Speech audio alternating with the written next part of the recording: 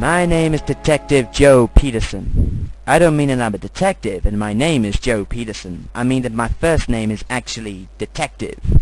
Middle name Joe, last name Peterson. You have no idea what it's like explaining this to people who call you Joe. I hate the name Joe. I am, however, a detective on top of this. The private kind, to be exact. I do things for money. Sort of like a prostitute, only I solve cases instead of perform fellatio. Although on occasion they have proven to be one and the same. Right now I'm sitting at my desk and wondering why it's so damn dark in here.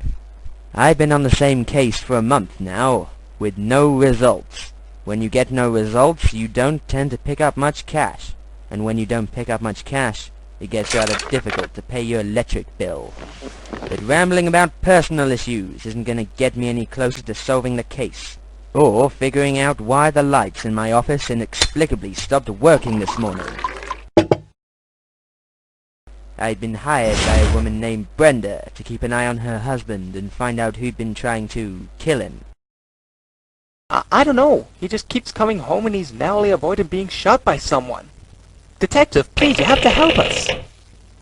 She was clearly the pushy type, assuming we were already on a first-name basis. But money talks, and the conversation is always polite and often very friendly. I did some snooping around, but turned up next to squat. And last night, when I was out increasing my flattened beer can collection, I stumbled upon a grim police line tape circus, with Brenda's husband's dead body the star of the show. The cops were just as confused as I was, with nothing to go on but an eyewitness claiming that the man's dying word was Pamela.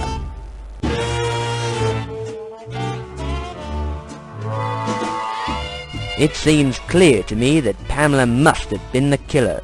A few possible motives sprung to mind, most of them involving freaky, deviant sex, and lots of it. But the real issue at hand was that my fee for the investigation depended largely on Brenda's husband remaining alive. So, here I sit, in my mysteriously dark office, trying valiantly not to tune out the man describing the case he wants me to take. His sudden silence and bizarre expression seem to indicate that I've been speaking my internal monologue out loud all along. But I heard in a movie somewhere that it's a mark of genius for a person to talk to themselves. So whatever he may be thinking is laughably dim-witted and clearly stems from an uninformed viewpoint. Despite the violent smack across the face he administered to me, he was still intelligent or desperate enough to have me take the case. Someone's been trying to kill him, too. And again, the name Pamela came up. Is this woman some kind of sex hound that gets off on killing people she slept with? I considered offering this as a possible explanation to the man, but I figured one black eye was enough.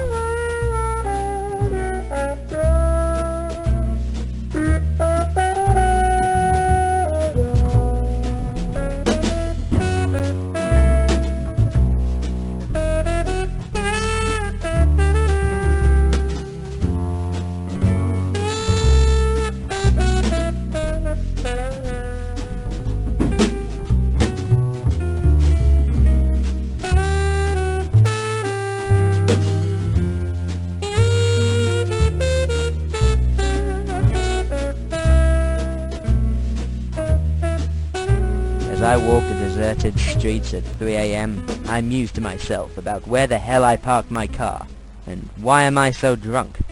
It seems everywhere I turn, there's another mystery, hovering over my head, like the fart in the elevator no one will claim. I've asked everyone I know and more that I don't about Pamela. If I hear, "No, but give me a call when you bump into her," one more time, I swear I'm going to kill someone. Who is this woman? What could make her so deranged as to hunt down and kill everyone she comes into contact with? Is she a killer with multiple victims? Could she even be a serial killer? The thought makes my stomach churn. In a completely unrelated development, I vomit half a gallon of cheap vodka all over the prostitute I've been trying to score with.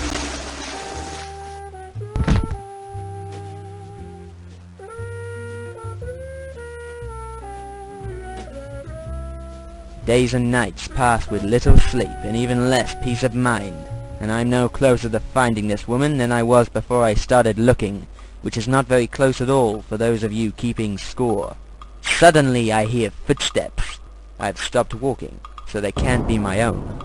A glance behind me reveals a dark figure running towards me, holding what appears to be a stretched cube in his hand. My first instinct is to wet my pants and fall to the floor, crying like a woman, but something tells me it would be better to do that in the comfort of my own office. So I start running with the intention of doing that, while the figure follows. I was fairly sure I could make it, which is just a step down from being absolutely sure. It turns out that wasn't enough. 6 violent strikes across the face later, and I'm beginning to think I won't be able to wait until I get home to wet my pants. I reach into my coat for my peacemaker, which I keep next to my gun. It's over quickly, and I'm free to piss myself in peace, though I resolve to at least make it to the front door before I do.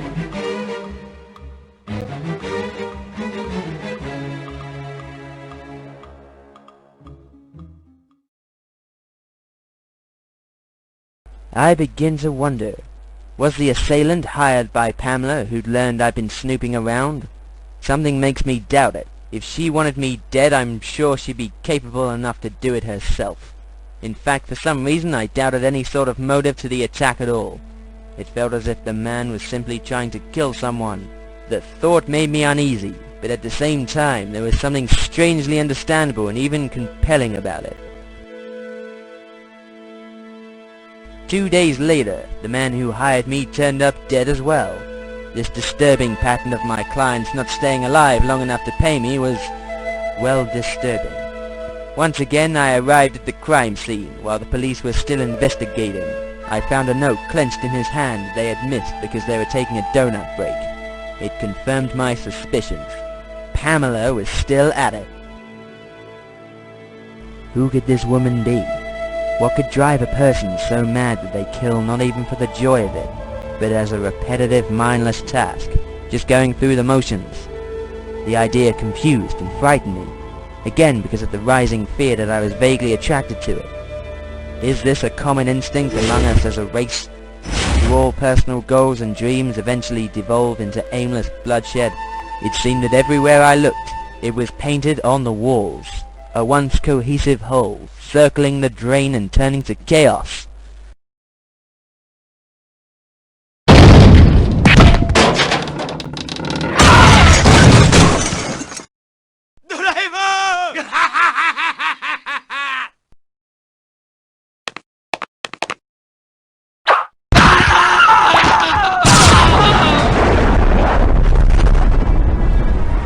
It hit me suddenly, as I saw this laughing lunatic commit several grotesque murders in broad daylight. The city I've lived in for years has had all the life and character sucked straight out of it, its citizens existing only to be targets for the perpetrators chosen at random by fate. I wasn't chasing a woman named Pamela, I was chasing Pam, the cause for fear in the eyes of clients who babbled to me in my office and then turned up dead. As a man with a confusing name, I've always had a thing about thinking of the names of others in the most proper way possible. They'd always referred to her as Pam, and not Pamela, and I filled in a blank that wasn't there. It had been staring me in the face all along. Pam wasn't a person, but a way of life that had been spreading like a plague.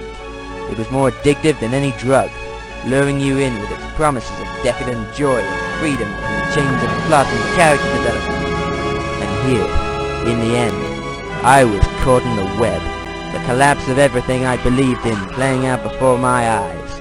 I pulled out my gun and started shooting.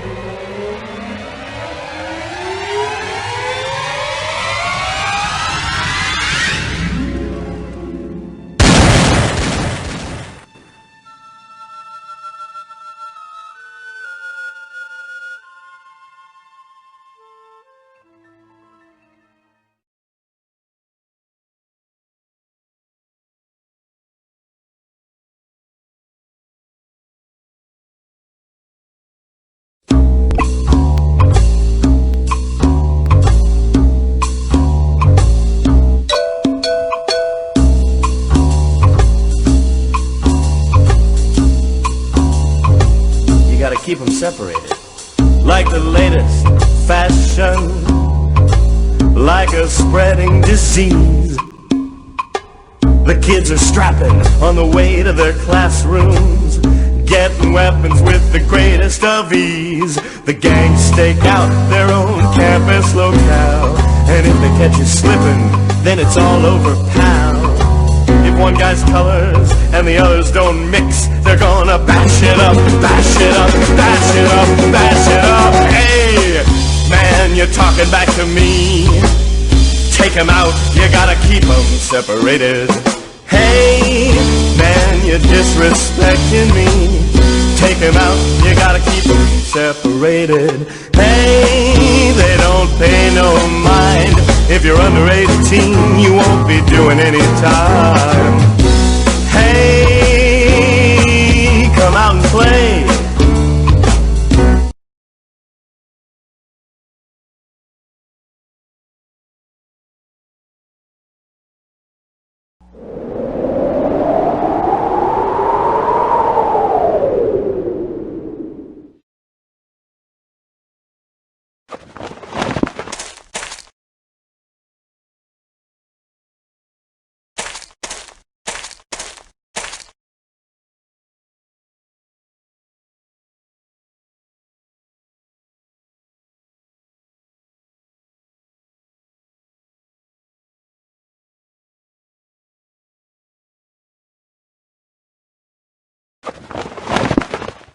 Wake up.